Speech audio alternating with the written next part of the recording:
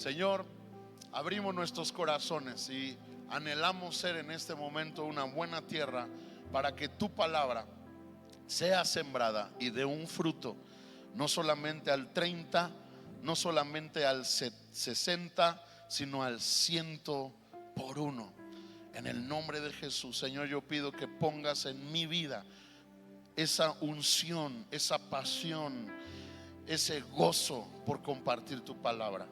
Yo te entrego mi cansancio, te entrego mis luchas, y yo pido que repose en mí tu Espíritu Santo en el nombre de Jesús, y que al final todos podamos darte a ti la gloria por los frutos que produces en nuestras vidas. En el nombre de Jesús, amén y amén. Y si usted ama al Señor, dele un fuerte aplauso de gratitud, de honra, de amor.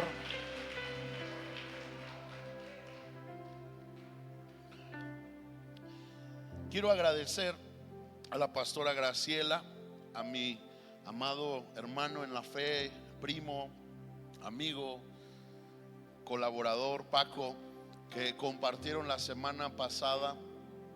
O escuché noticias tan buenas que me decían: pastor, quédate 2 semanas más. Aquí la pastora Graciela y el hermano Francisco tienen con qué. Date una gira. De verdad, gracias, pastora, por prepararte, por ser fiel al entregar la palabra de Dios. Gracias, Paco, por tu esfuerzo también al entregar la palabra. La iglesia fue bendecida y nosotros también, de escuchar tan buenas noticias. Así que les amamos y agradecemos a Dios sus vidas. Dele al Señor un aplauso.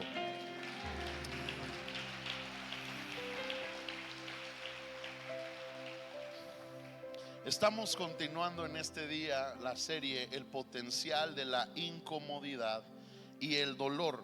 Y hoy yo quiero hablar de la necesidad de ser una buena tierra. Ayúdame a decirle a alguien que tiene cerca: necesita ser una buena tierra. Necesitamos ser una buena tierra. Y quiero ir a Juan capítulo 12, versículo 24, que dice: les digo la verdad, el grano de trigo, a menos que sea sembrado en la tierra y muera, queda solo. Sin embargo, su muerte producirá muchos granos nuevos, una abundante cosecha de nuevas vidas. Quizás este pasaje muchos lo hemos escuchado en repetidas ocasiones. Sin embargo, la meta no es solo que lo escuchemos, sino que lo entendamos. Porque lo que literalmente Jesús está diciendo es que la palabra, que es una semilla, tiene que caer en la tierra de nuestras vidas. Y literalmente tiene que morir. Ahora, para que la semilla pueda morir, es porque encontró una buena tierra. Estaba leyendo el día de ayer acerca de las semillas, y decían que hay semillas que se han descubierto en Israel que eran del tiempo de Jesús, y apenas hace unos años germinaron. Lo que entonces enseñaban es que la semilla tiene el poder de durar muchos años, porque la semilla no muere a menos que caiga en buena tierra y esté lista para resurgir a una nueva vida. Morir a la condición de semilla para ahora vivir a la condición de planta, hortaliza, de vida.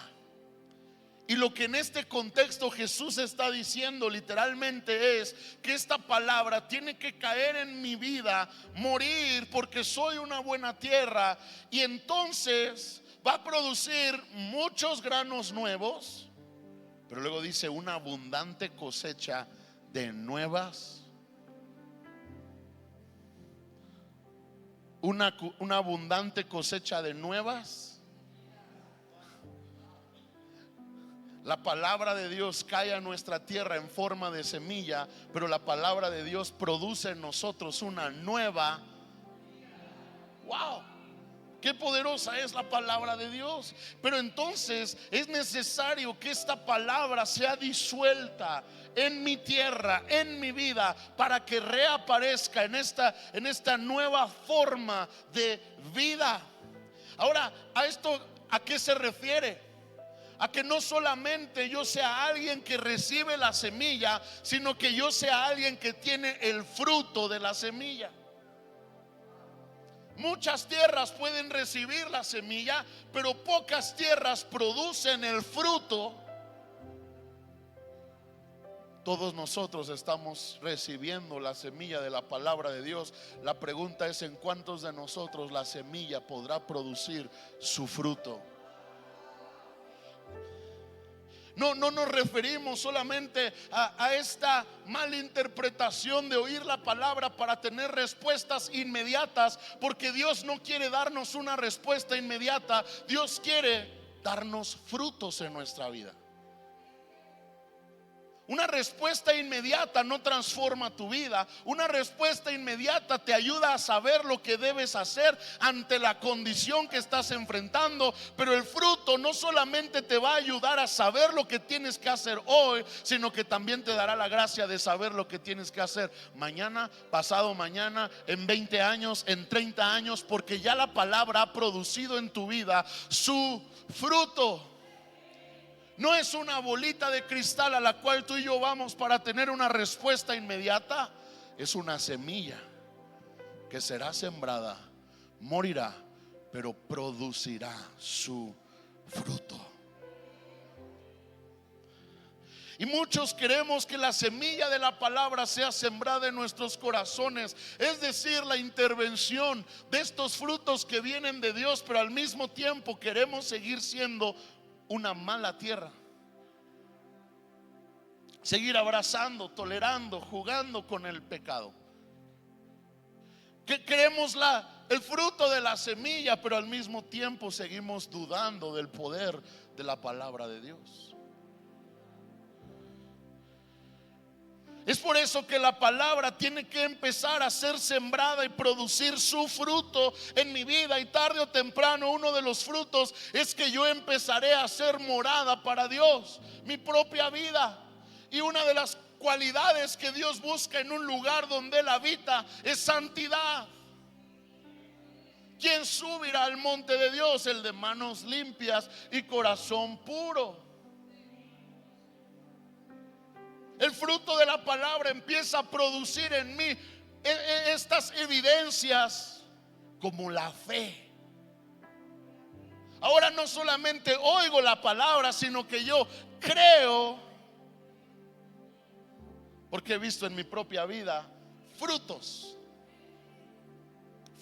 de la palabra de Dios. La palabra empieza entonces a producir en mi vida lo que solo la palabra de Dios puede producir. Ahora amo a los que me odian, ahora bendigo a los que me maldicen, ahora deseo la salvación no solo de ellos, sino de toda mi ciudad, de mi estado, de mi país. La palabra ha estado produciendo en mi vida cosas que no eran mi naturaleza, que no eran mi forma. Mateo capítulo 11 versículo 15 dice: todo el que tenga oídos para oír, que escuche y entienda. Dios no solo anhela que tú y yo escuchemos la palabra, Dios anhela que tú y yo entendamos la palabra.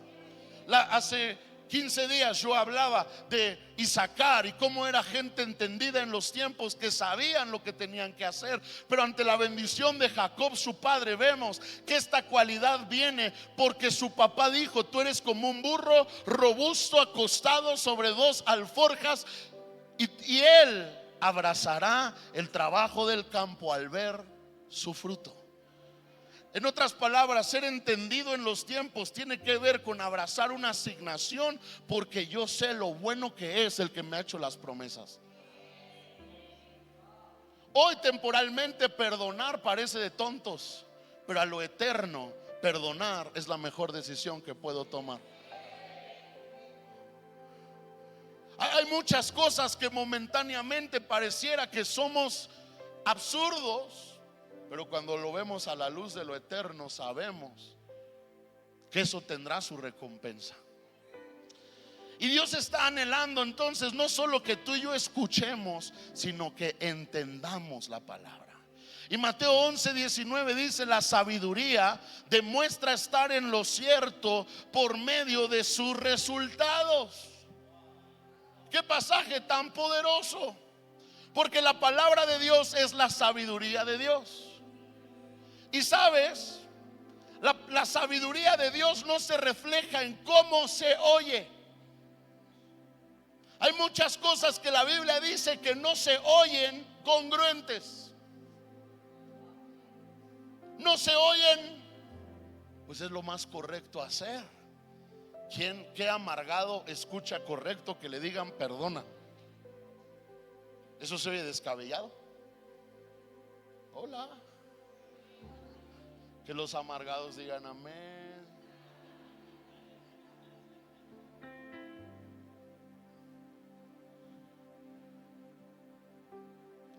La sabiduría no es sabiduría porque suena bonito, porque está bien articulado, porque suena extraordinario. No. Sabiduría es sabiduría porque tiene resultados.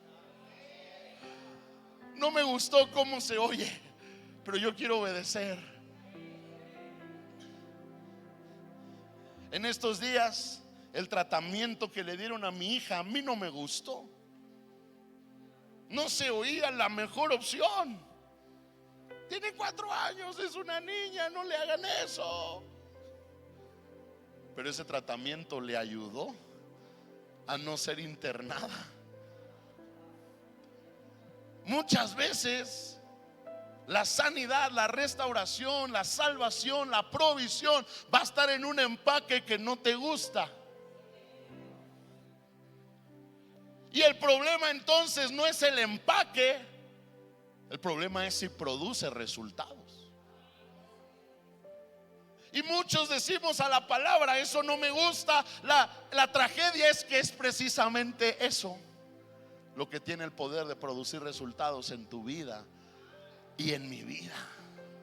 Proverbios 1:7, el principio de la sabiduría.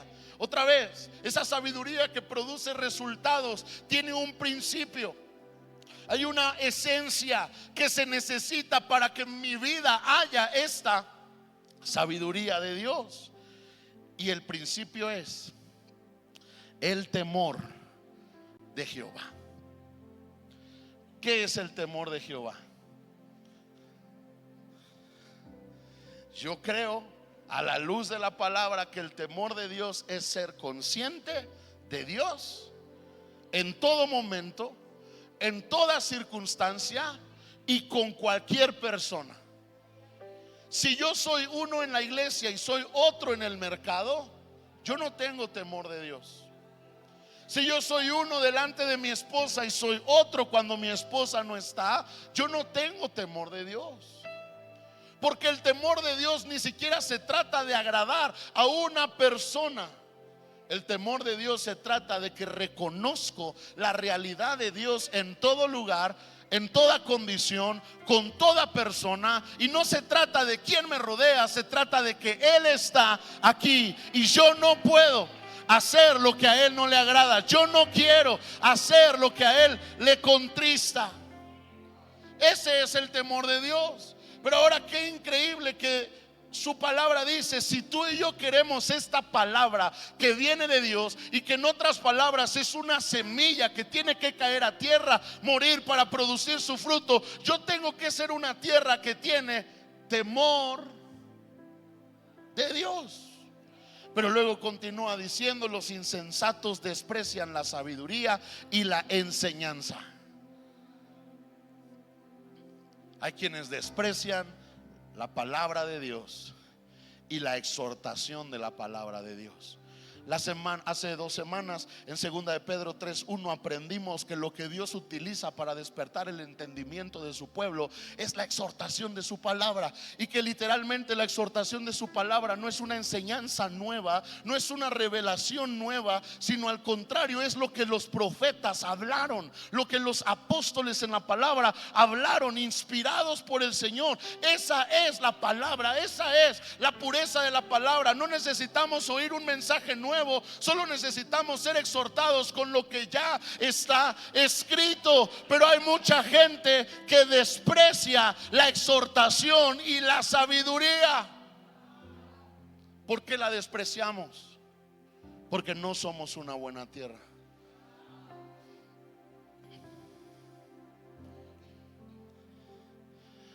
Ahora, tú y yo debemos recibir la palabra de Dios con gozo. Pero el gozo no es todo lo que la palabra debe producir en nuestras vidas. Porque muchos nos hemos quedado literalmente solo con este gozo de recibir la palabra de Dios. Sí y amén. El sí y amén moderno hoy muchas veces es wow, ¿no? Oímos la palabra, wow, sí, amén. Y en cierta forma esa es una expresión de que estamos recibiendo con gozo la palabra de Dios. Pero Dios no solo anhela que tú y yo recibamos con gozo la palabra, Dios anhela que tú y yo tengamos frutos en nuestra vida por la palabra. De nada sirve ser una iglesia que siempre grita sí, amén, wow, y que recibe la palabra y está lleno de expectativa. Siempre me ha encantado en Hechos la vida de Lidia, esta mujer vendedora de púrpura que dice la palabra que escuchaba con atención y Dios abrió su corazón. Pero por el contrario, Eutico en el libro de los Hechos se queda dormido y se cae de la azotea. Y muchas veces sabemos estos dos tipos de oyentes a la palabra: las Lidias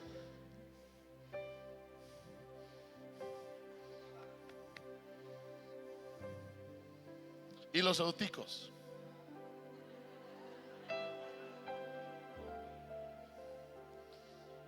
Pero ¿sabe qué es increíble? Que realmente lo que Dios quiere no solo es nuestra reacción inmediata a la palabra, sino el fruto que ella ha de producir. Porque de nada me sirve ser Lidia y tener una gran expectativa y una gran ilusión y un gran gozo por la palabra, si al final del día esa palabra no está produciendo ningún fruto en mi vida. De hecho, Mateo 13 dice: las semillas sobre la tierra rocosa representan a los que oyen el mensaje y de inmediato lo reciben con alegría, pero como no tienen raíces profundas, no duran mucho. En cuanto tienen problemas o son perseguidos por creer la palabra de Dios, caen. O sea, esta gente tiene actitud de Lidia, pero no tiene los resultados de la semilla. Esta gente parece que está recibiendo, pero no hay frutos. Mateo 21:28, pero ¿qué piensan de lo siguiente? Un hombre con 2 hijos le dijo al mayor: hijo, ve a trabajar al viñedo hoy. El hijo le respondió: no iré. Pero más tarde cambió de idea y fue. Entonces el padre le dijo al otro hijo: ve tú. Él le dijo: sí, señor, iré, pero no fue. ¿Cuál de los dos obedeció al padre? Ellos contestaron: el primero. Luego Jesús explicó el significado. Les digo la verdad, los corruptos, cobradores de impuestos y las prostitutas entrarán en el reino de Dios antes que ustedes. Pues Juan el Bautista vino y les mostró a ustedes la manera correcta de vivir, pero ustedes no le creyeron. Mientras que los cobradores de impuestos y las prostitutas sí le creyeron, y aún viendo lo que ocurría, ustedes se negaron a creerle y a arrepentirse de sus pecados. Y lo que Jesús está hablando es, número uno, dos hijos. Uno dice sí, pero no lo hace. Muchas veces nuestra actitud es la actitud de Lidia.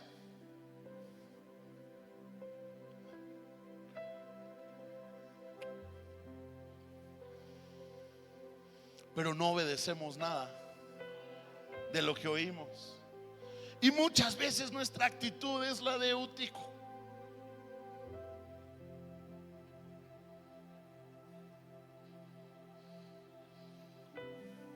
Pero salimos de aquí y obedecemos lo que oímos. Y entonces el Señor, comparando estas dos reacciones a la palabra, luego dice: las prostitutas y los cobradores de impuestos les llevan una ventaja a los que me oyen. Pregunta: ¿quiénes oían a Jesús? ¿Sus seguidores? ¿Sus discípulos? ¿Su pueblo? ¿Su iglesia? Y hay quienes tienen una ventaja arriba de los que oyen el mensaje de Jesús: prostitutas y cobradores de impuestos. ¿Y sabes cuál es la ventaja de ellos? Que muchos de ellos tienen una reacción inmediata ante lo que el evangelio les enseña.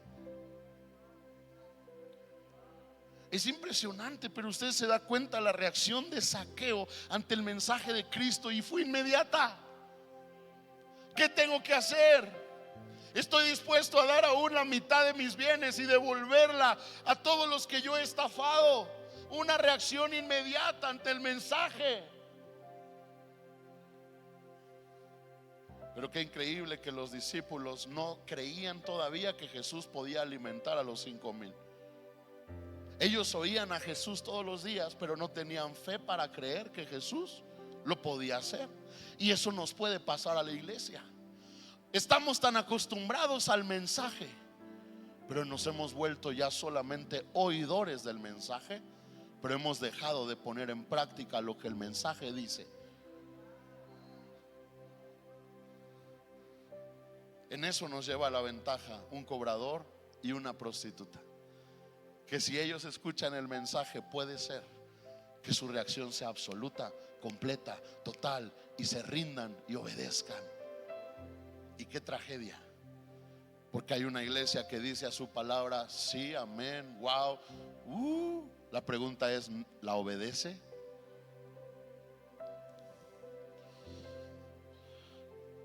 Háblanos, Señor. La mejor respuesta que podemos tener a la palabra se llama obediencia.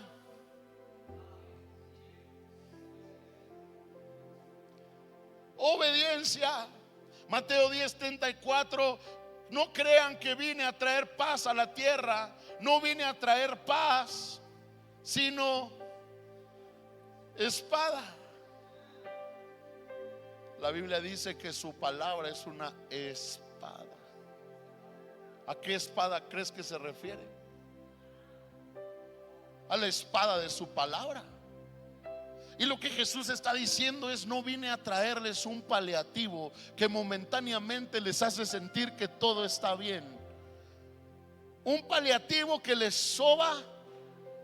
No pasa nada, no pasa nada, tú sigue igual. Sigue, así como vas. No hagas cambios, no perdones, no te rindas, no te humilles delante del Señor, no te arrepientas, no cambies la manera en que tratas a tu esposa, a tu esposo. No cambies la manera en la que corriges y disciplinas a tus hijos. No cambies tu manera de vivir. Todo sigue igual. Jesús está diciendo: yo no vine a traer esa paz. Yo vine a traerles una espada. La espada de su palabra. Y continúa diciendo: he venido a poner a un hombre contra su padre, a una hija contra su madre, a una nuera contra su suegra.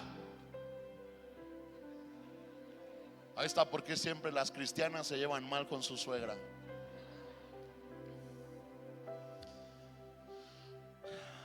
Sus enemigos estarán dentro de su propia casa. Ahora, ¿por qué? ¿Por qué es que la palabra nos pone en dilemas con la gente que amamos y cercana? Porque la espada de la palabra no produce en mí una sensación de que todo está bien, sino al contrario, la espada de la palabra me lleva a decidir, definir y concretar. Yo voy a seguir a Cristo contigo o sin ti. Yo voy a agradar a Cristo, te guste o no te guste. Yo soy de Cristo, te parezca o no te parezca. Yo voy a honrar con mi vida, con mis decisiones, con mis pensamientos, con mis acciones, la verdad de la palabra y a mi Señor. Y entonces esta obediencia radical, esta obediencia determinante, esta obediencia hace que todo el mundo esté postrado ante una estatua y haya 4 que dicen: nosotros no nos postraremos ni adoraremos tu estatua. Esta convicción, esta espada te hace uno entre muchos. Te hace uno que va en sentido contrario en una cultura que ha abrazado, besado y se ha postrado ante una forma de pensamiento. Una persona que ha creído y abrazado la espada de su palabra se vuelve una persona que toma decisiones radicales.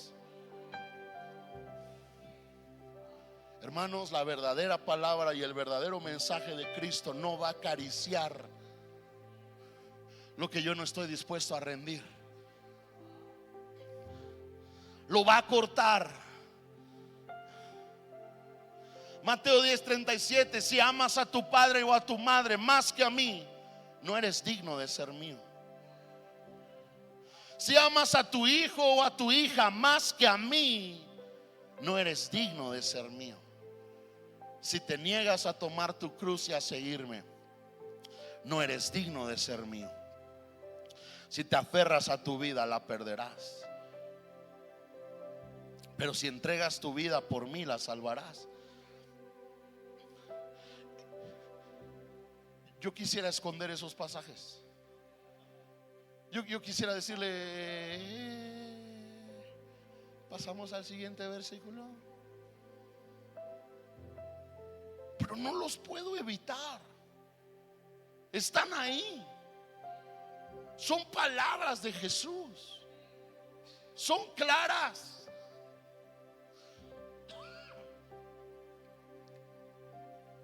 Y literalmente nos está enseñando lo que la semilla de la palabra debe producir en mí. En otras palabras, si la palabra cae en mí, no solamente voy a ser alguien que la oyó, pero su vida siguió igual, sino que si la semilla cae en mí, tarde o temprano empezará a haber frutos, evidencias, resultados que en muchas ocasiones me harán contrario a la manera de pensar de este mundo, a las personas que me rodean, a las personas con las que trabajo, a las personas de mi propia casa.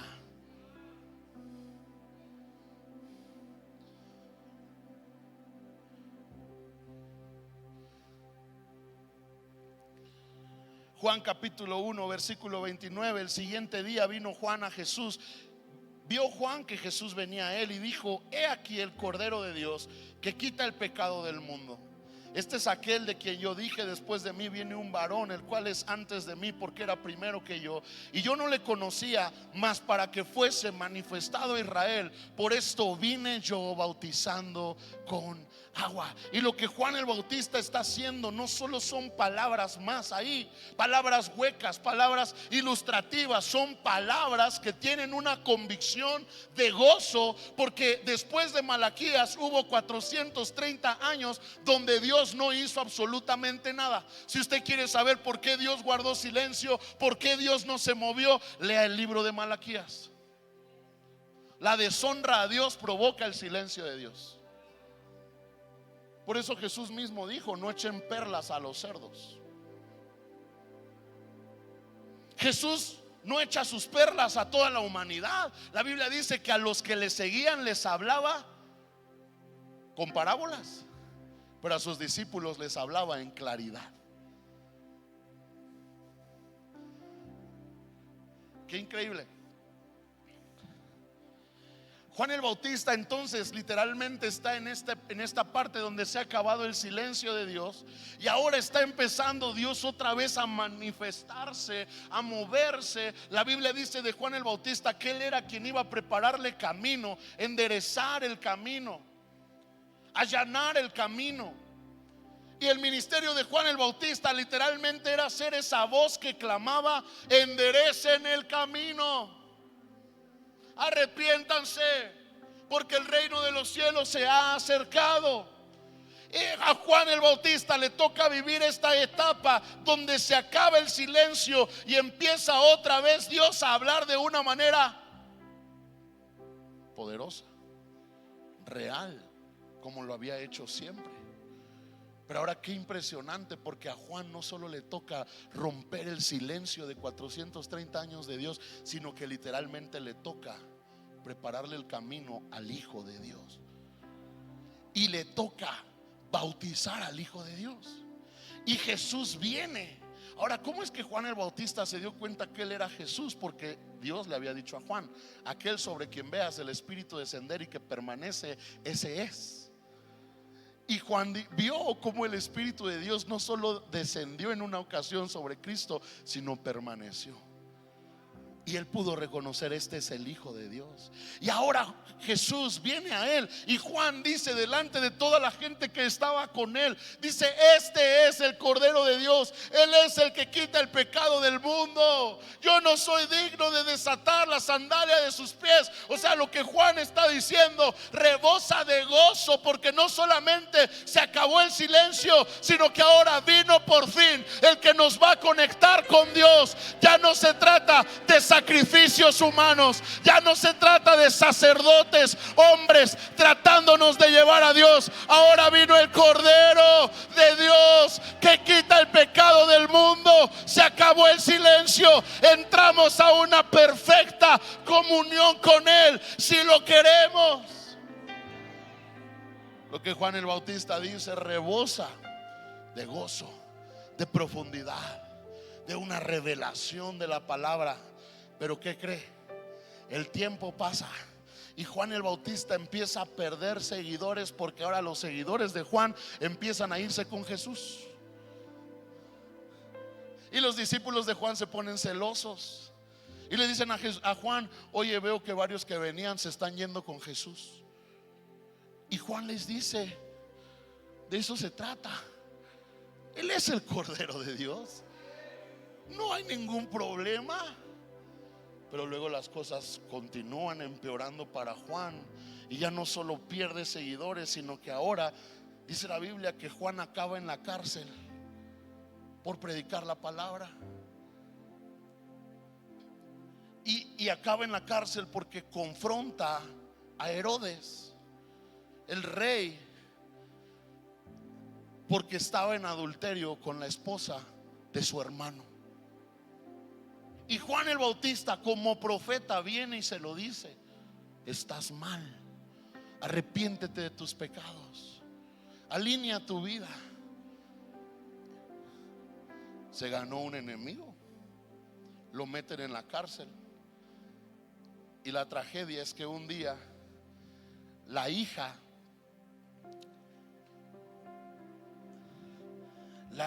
de Herodías baila para él, y a él le gusta tanto su baile que le dice: ¿qué quieres que te dé?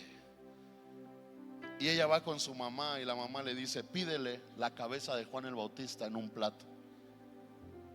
Y le cortan a Juan el Bautista la cabeza, y la pregunta o la respuesta es: porque predicó la palabra de Dios, porque fue fiel al mensaje. Pero ahora, mientras él estaba aún vivo en la cárcel, él le manda a preguntar a Jesús con sus discípulos en Mateo 11:3: ¿eres tú el Mesías a quien hemos esperado? ¿O debemos seguir buscando a otro?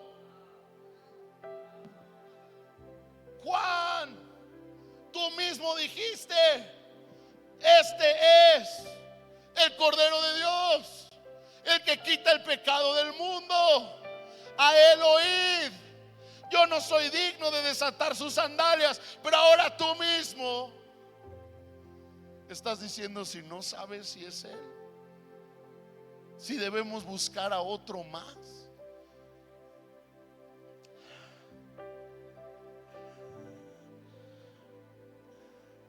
Y qué increíble, porque Jesús le da una respuesta a los discípulos de Juan y les dice en Mateo 11:5: los ciegos ven, los cojos andan, los leprosos son limpiados, los sordos oyen, los muertos son resucitados, y a los pobres es anunciado el evangelio. Y bienaventurado es el que no halle tropiezo en mí. Cuando le dicen a Jesús que Juan está en la cárcel, dice que en esa misma hora él empezó a sanar un montón de enfermos. Lo que nos enseña que nuestra dificultad temporal no cambia la realidad de un Dios eterno. Lo que yo pueda estar pasando humanamente, lo que mi familia pueda estar enfrentando, lo que mi matrimonio, lo que mi economía, lo que yo soy pueda estar pasando, jamás limitará lo que Él es. Pero ahora esto también es un mensaje, y es que la palabra de Dios nos llevará a los mejores momentos de nuestras vidas, pero también la palabra de Dios nos llevará a momentos difíciles, porque la palabra empezará a producir frutos donde diremos: amo a mi familia, pero voy a poner límites. Voy a ir a cenar, pero cuando saquen su chupe, yo me tendré que retirar.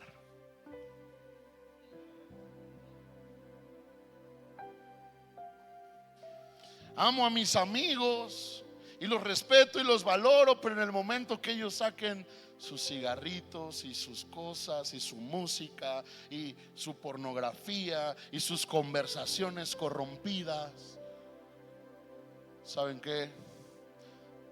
Con permiso. La palabra de Dios me va a llevar a los mejores momentos de mi vida, pero también la palabra de Dios va a confrontar las áreas más vulnerables de mi vida, y esos momentos me pueden llevar aún a una cárcel.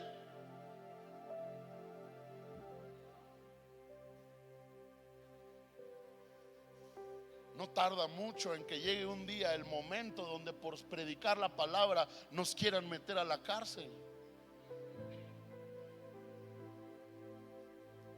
Ya empezó una ley donde se prohíbe la terapia de conversión, donde literalmente llamar a lo malo está prohibido. No podemos decir desde aquí que ser homosexual está mal y es antibíblico.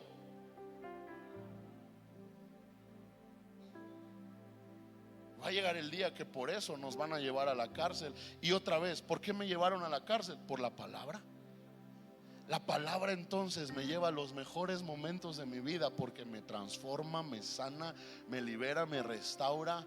Pero la palabra también producirá en mí efectos, identidad, transformación, al grado que habrá cosas que yo no podré aceptar, participar, reconocer, porque es contrario al fruto que ha producido en mí la verdad de la palabra.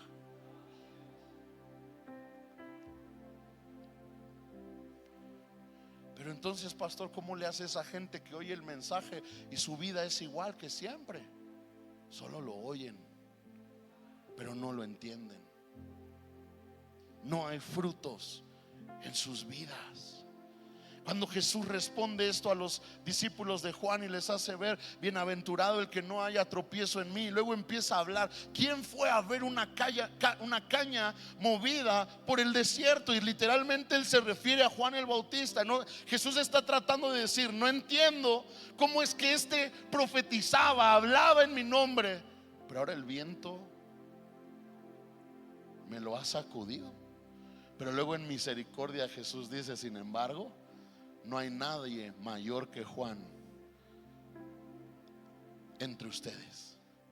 Pero luego dice, pero aún los niños en el reino son mayores. Y esa es otra prédica.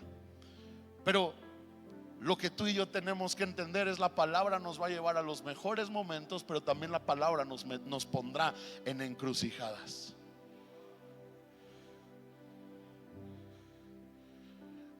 Pero también Jesús dice: bienaventurado el que no haya tropiezo en mí. En otras palabras, bienaventurados los que aceptan mi plan y mi voluntad, aun cuando mi voluntad no se alinea a tus expectativas.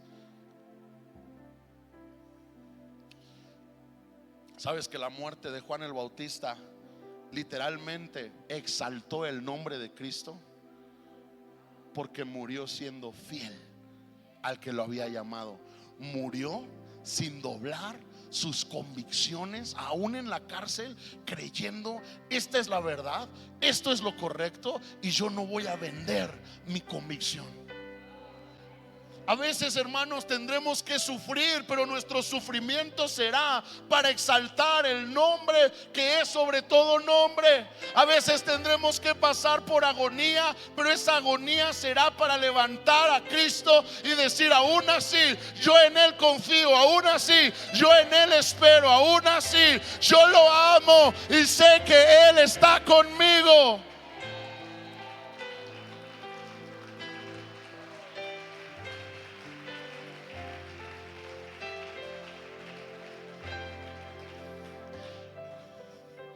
Cuando estábamos en urgencias, oramos por Alisa, porque la verdad es que yo me sentí vencido en mi fe.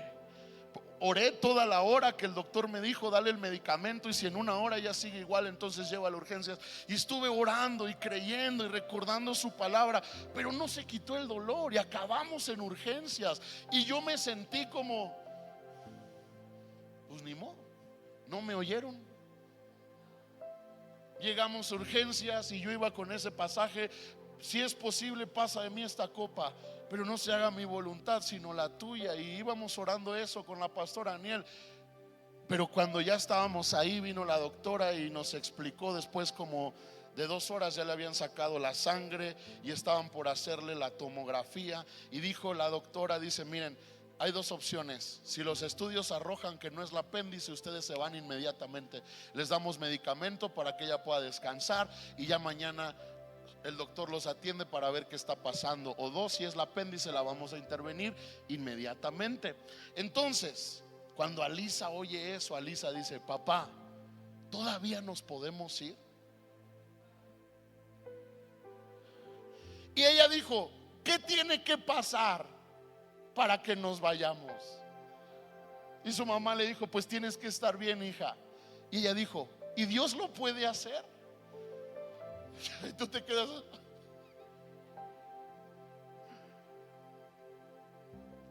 Y la pastora Aniel le dijo: sí, hija, Dios lo puede hacer, vamos a orar. Y nos pusimos a orar.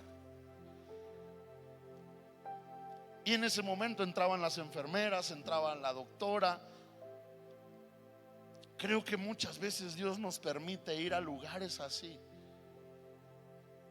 porque representamos un reino diferente, un reino que no depende de las condiciones humanas, un reino que depende y confía y descansa en su palabra.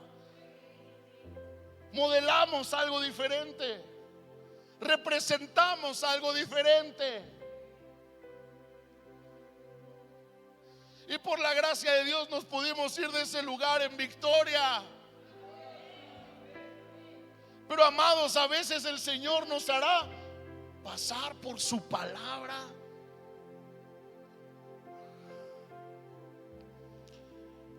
Y usted y yo tenemos que aprender a ser personas que en medio de la cárcel, en medio de la enfermedad, en medio de cualquier condición, no duda en su palabra.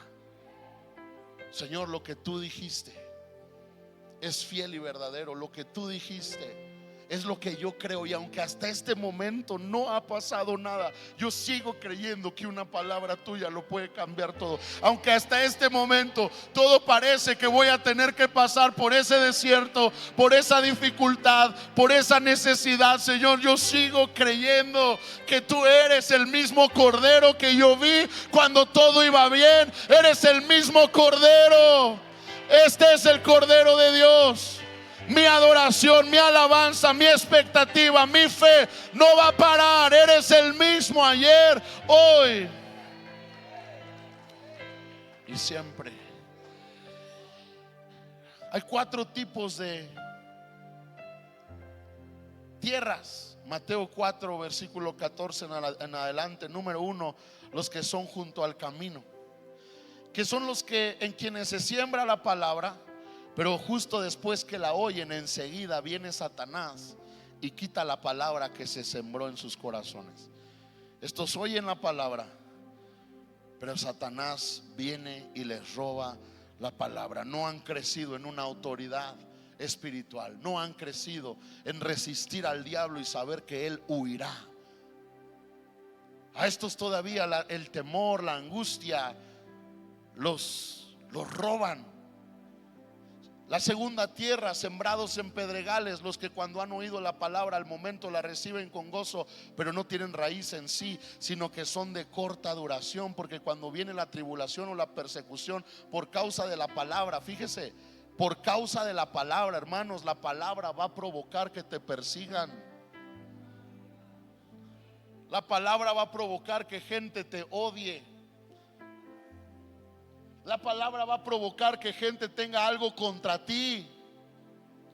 Y Jesús lo dijo: si a mí, que soy la cabeza, me quieren matar, cuanto más a los que son de mi casa.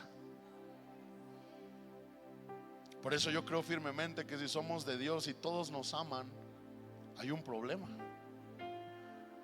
Si somos de Dios y todos son fans de nosotros, si somos de Dios y todos están de acuerdo con nosotros, hay un problema.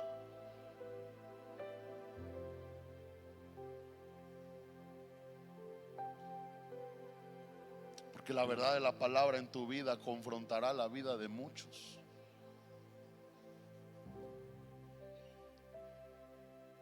Viene la persecución por causa de la palabra y tropiezan, dificultades ahogan la palabra de Dios. Es que nos predicaron que Dios nos iba a bendecir y mira cómo nos está yendo. Pues por eso, porque Dios te quiere bendecir.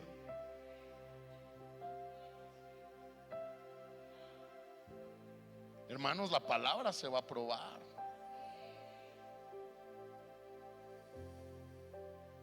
¿Qué no dice la palabra acerca de los israelitas que salieron de Egipto? Dice: los probé para ver lo que había en su corazón, si me habían de seguir, si habían de guardar mis mandamientos. Dios nos prueba, pero también el enemigo nos prueba. La vida nos prueba. Se va a probar la palabra que ha recibido de Dios. Se va a probar. Qué bonito es recibir la palabra: te bendeciré, te ensancharé, te levantaré, serás de bendición a las familias de la tierra. Y yo digo: sí, amén.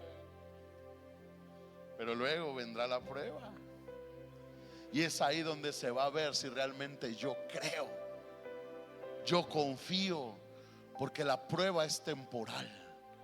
Pero la palabra de Dios es eterna, porque aún pasará el cielo y las estrellas, pero su palabra no pasará. Pasará la enfermedad, pasará el problema en tu economía, pasará tu falta de perdón, pasará lo que estás enfrentando, la gente fraudulenta en torno a ti, pasará, pero su palabra no pasará. Y es donde yo tengo que aprender a permanecer, a no dudar. Pero luego hay otro tipo de tierra, sembrados entre espinos, los que oyen la palabra, pero los afanes de este siglo, el engaño de las riquezas, las codicias de otras cosas entran y ahogan la palabra y se hace infructuosa. Nuestra vida se trata de las cosas de esta vida. Solo estamos pensando, solo estamos soñando, solo estamos anhelando las cosas de esta vida. Y te tengo una mala noticia: las cosas de esta vida caducan. Las cosas de esta vida fallan. Las cosas de esta vida, el Señor lo dijo: no hagan tesoros en la tierra, porque en la tierra las cosas se corrompen. La polilla, el orín. Y se hagan tesoros en el cielo. Mi corazón y mi confianza no debe estar en las cosas de esta vida. Debe estar en Dios, en su palabra. Eso me sostiene, eso me guarda, eso me da confianza, eso me levanta. Si Dios es conmigo, ¿quién contra mí? Pero vivir en los afanes de esta vida también ahoga la palabra y nos hace una mala tierra. Y por último, el último tipo de tierra, los que fueron sembrados en buena tierra, son los que oyen la palabra, la reciben y dan fruto. A 30, 60 y a 100 por uno. La buena tierra. Y quiero terminar. ¿Cómo puedo ser una buena tierra para su palabra? ¿Alguien quiere ser una buena tierra? Dile al que está a tu lado: si estuviste dormido toda la prédica, despiértate en esta parte. Dile: claro está, ya no eres buena tierra, pero escucha esta parte para que seas buena tierra. Oseas capítulo 10 versículo 12 dice: siembren para ustedes justicia, cosechen el fruto del amor, pónganse a labrar el barbecho. Ya es tiempo de buscar al Señor hasta que Él venga y les envíe lluvias de justicia. Número 1, siembren para ustedes justicia. Eso se trata de aquellos que vienen a Dios y empiezan a tener actos de justicia. Dicen: ok, la palabra dice que el que hurtaba no hurte más, yo ya no quiero robar. Eso es un acto de justicia. El que odiaba a su hermano, perdónenlo y ámelo. Ok, yo quiero perdonar y yo quiero amarlo. Ese es un acto de justicia. Acto de justicia se trata de empezar a obedecer lo que dice la palabra. Honren a sus padres. Yo quiero honrar a mis padres. Quizás mi papá me abandonó, quizás mi papá dejó a mi mamá, quizás mi papá fue mal padre, pero la instrucción para mí es que lo honre y yo lo voy a honrar. Eso es un acto de justicia.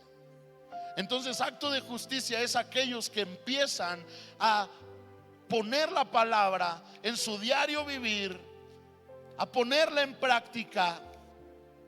Y este es un proceso. Es un proceso donde habrá una lucha. No será fácil. Habrá momentos donde yo quiero reaccionar en mi carne y no según lo que dice la palabra. Habrá momentos donde yo quiero volver a mi vieja naturaleza, pero no a lo que dice la palabra. Este es un proceso. Hay una lucha, nos cuesta, no sabemos cómo, pero ya hemos dado el primer paso, y es sembrar justicia en nuestra tierra. Número 2, dice: pongan a labrar el barbecho. Obviamente el sembrar justicia va a tener una cosecha, que es el fruto del amor. Ahora yo te pregunto: ¿cuál es el primer fruto del Espíritu Santo? Lo que nos enseña que actos de justicia van a provocar la vida del Espíritu en nosotros. Pero tercer lugar, pónganse a labrar el barbecho. Literalmente, barbecho es una técnica agrícola que consiste en no sembrar la tierra de cultivo durante uno o varios periodos vegetativos. El barbecho es una tierra en descanso. Es una tierra que nadie ha trabajado. Es una tierra que están esperando a que estén las condiciones óptimas para volver a trabajar. Y muchos creyentes estamos en una condición de barbecho, sin trabajo. No me refiero a que no tengas trabajo, Me refiero a que no has trabajado tu tierra. Nuestra tierra está en barbecho, nadie la ha trabajado. Hermanos, esa condición de ser una tierra entre espinos no quiere decir pobrecita tierra, quiere decir nadie se ha hecho responsable de esa tierra. Esa tierra con piedras no es pobrecita tierra, es que nadie se ha hecho responsable de remover las piedras. Esa tierra junto al camino es que nadie se ha hecho responsable de poner la tierra donde debe ir.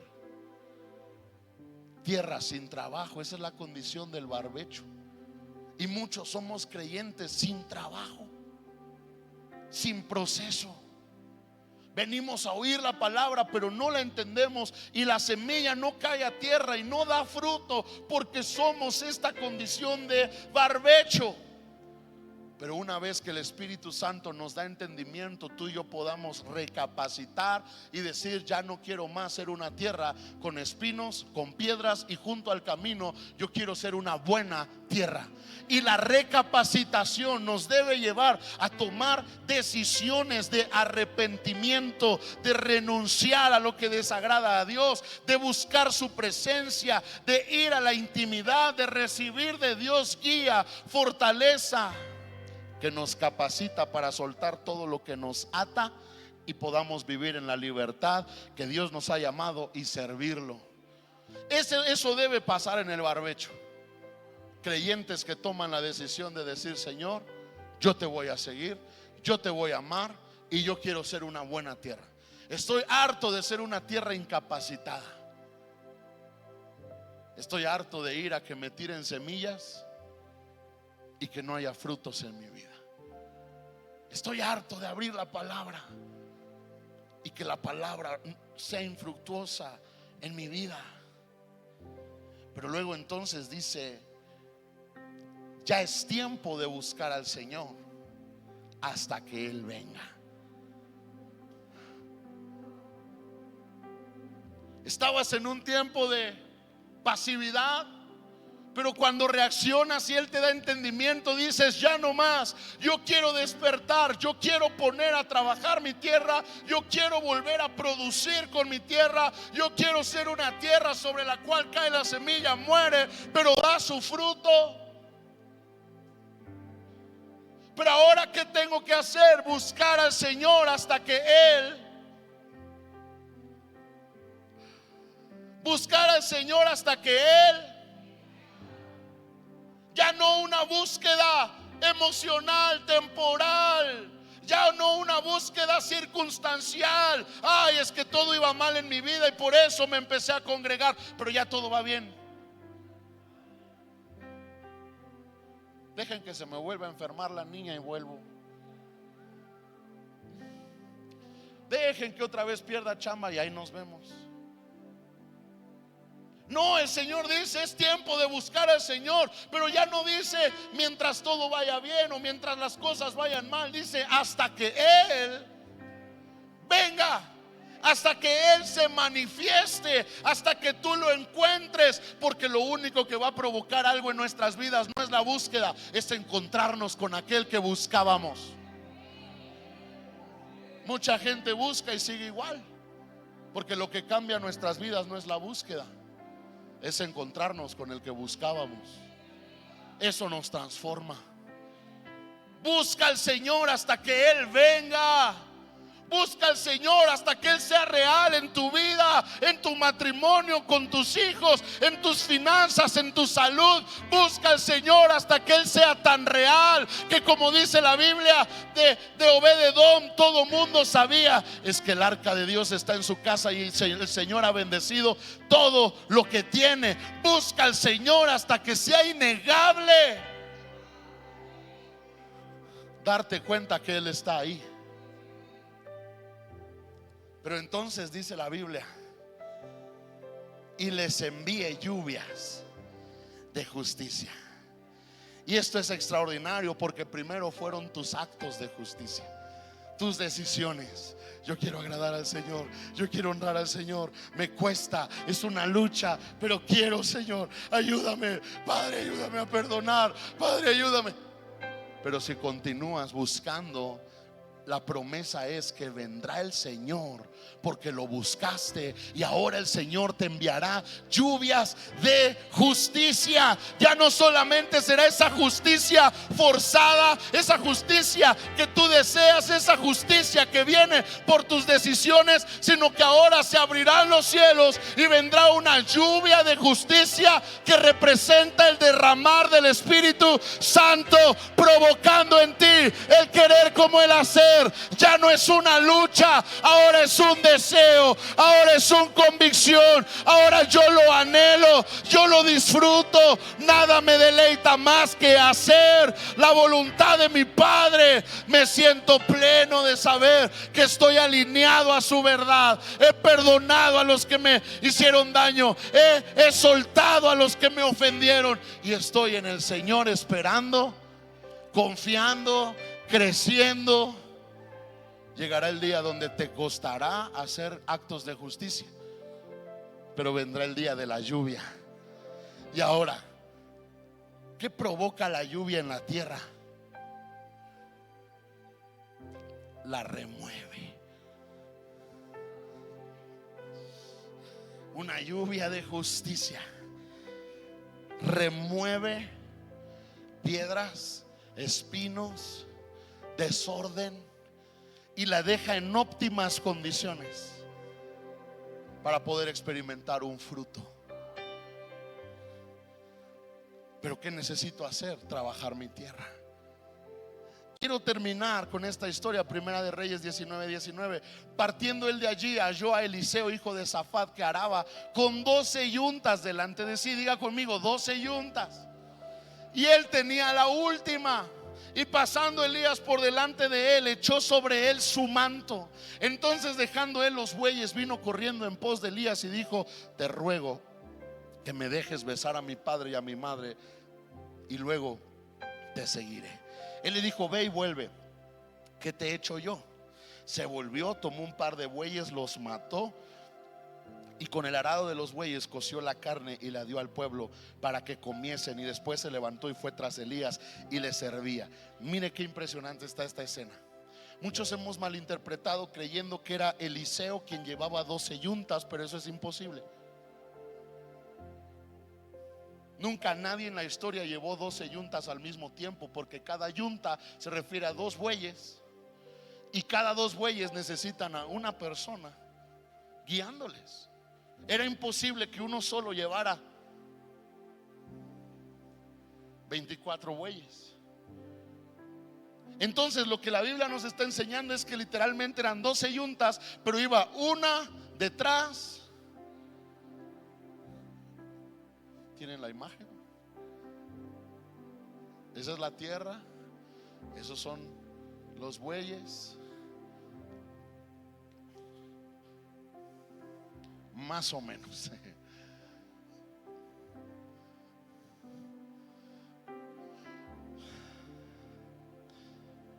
Los perdono. La siguiente semana saldrá mejor, lo creo con todo mi corazón. 12 yuntas de bueyes. Pero ahora imagínense, dice la Biblia que Eliseo iba en la última de las yuntas. Ahora estamos hablando de una tierra 12 veces arada por yuntas.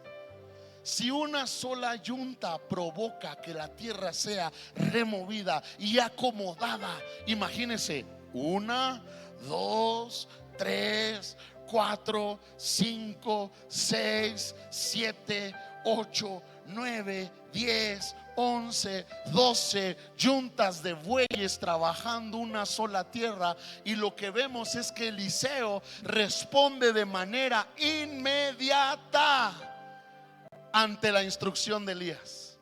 Elías viene y le echa su manto, lo que simbolizaba: ven y sígueme. Y la Biblia dice que él lo hace inmediatamente y solo le dice: déjame irme a despedir de mis papás. Y vemos que después les hace una rica carne asada a todo el pueblo. Bueno, ya que me despedí, una carnita, ¿no? Y ya nos vamos. Pero impresionante, porque esto nos da una lección. Una tierra bien trabajada nos hace un pueblo bien obediente. Una tierra bien arada Nos hace un pueblo con la capacidad de decirle a Dios: sí, Señor, lo que tú quieras, cuando tú quieras, como tú quieras. Ya no hay estorbos en la tierra de mi corazón para que tu semilla dé frutos en mí. Sí, Señor.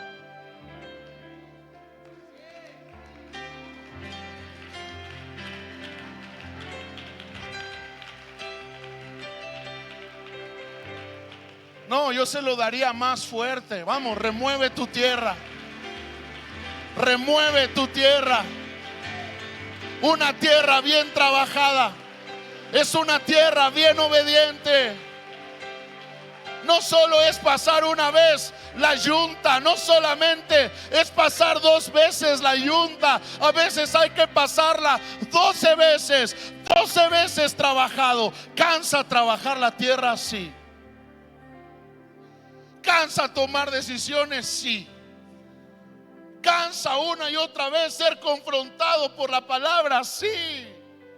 Hermano, sabe, hoy en la mañana le decía al Espíritu Santo: Espíritu Santo, que la siguiente serie sea más de ánimo. Dije: Señor, siento que ya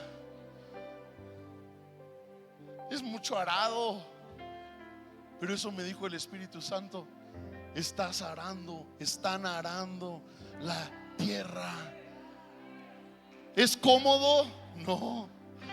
¿Duele? Sí. ¿Incomoda? Sí. Pero ¿sabes qué va a provocar? Que caigan las semillas y esas semillas se encuentren en tierra profunda, sensible, lista. Y entonces empezará a haber fruto, fruto, fruto, fruto, fruto de su palabra en mi vida, en mi casa, en mi entorno, en mi familia. Fruto. Y eso es lo que debe provocar la palabra de Dios en nosotros: fruto. ¿Qué tengo que hacer? Trabajar mi tierra. Póngase de pie, vamos a orar. Si gustas, puedes cerrar tus ojos, levantar tus manos y hablar con Dios, rendidos delante de Él. Espíritu Santo, queremos ser una buena tierra. Habla con el Señor, abre tu boca. Señor, perdóname cuando yo he representado esa gente que oye pero no escucha. Cuando yo he representado esa gente que busca frases bien articuladas,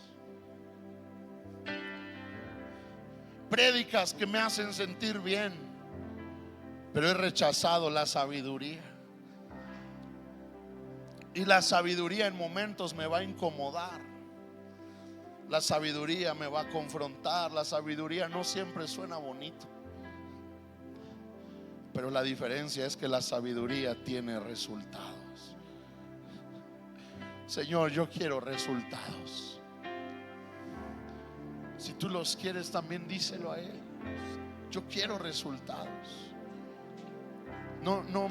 No me preocupa el cómo suena. Señor, a mí me preocupa dar fruto. Yo quiero dar fruto.